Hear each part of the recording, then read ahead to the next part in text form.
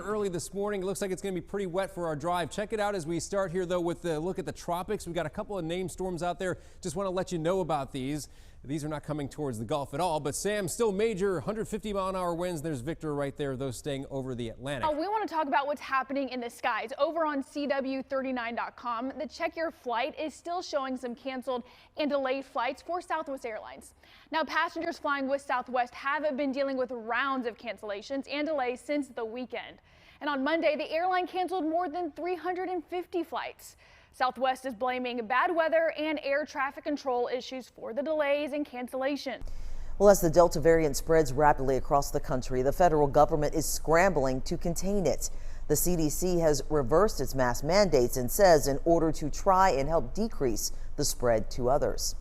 Our own Washington correspondent Alexandra Lamont joins us now live to talk about that and reports that President Biden is expected to deliver remarks today on what other steps the federal government will take. Good morning, Alexandra.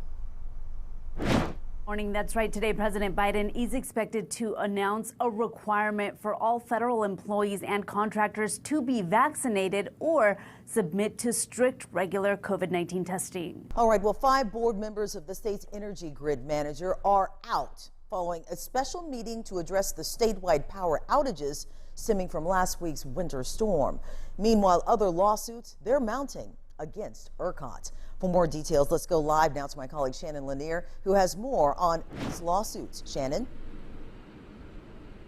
Yeah, you know, there may be a lot of people coming downtown to the United States courthouse here because it seems like every single day more and more people are filing lawsuits against ERCOT and their handling of last week's power outages. Welcome back, everyone. It's about 6:13 and we're starting off with a live look from California where residents are being asked to conserve their power. And with growing fears of rolling blackouts during a record-setting heat wave that isn't letting up, people are worried. We're also looking at Louisiana. They're under a state of emergency as part of the Gulf Coast braces for the first tropical storm of the year. Our chief meteorologist Adam Kruger is standing by to give us details on everything. But first, News Nation correspondent Nancy Liu has more on that dangerous heat in Los Angeles. A tornado touchdown north of Denver in Weld County, Colorado.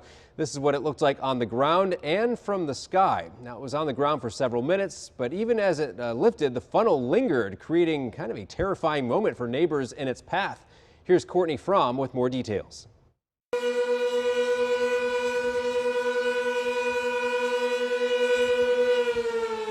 Sobering sirens as a tornado blasted through parts of Platteville just east of Firestone. That group of trees, that thing touched down. Independence Day, it's quickly approaching, and AAA says the number of Americans traveling will surpass pre-pandemic levels. In Texas, 4th of July travel will set a new all-time high with 3 million traveling. According to AAA Texas, about 3.3 million of those travelers will drive to their destination, and that's a 41% increase from last year and a 10% increase from 2019. Another 338,000 Texans will fly to get away, and about 35,000 will take buses, trains, and cruises. If you plan on driving, AAA says there are some travel dates and times to avoid. With more Texans than ever planning to drive to their Independence Day weekend destinations, avoiding congestion, especially in the major metro areas, could be challenging at times. So the days and times you'll want to really avoid are Thursday, especially Friday afternoon and evening leading up to the holiday. Some areas could see traffic volumes up to 50% above normal.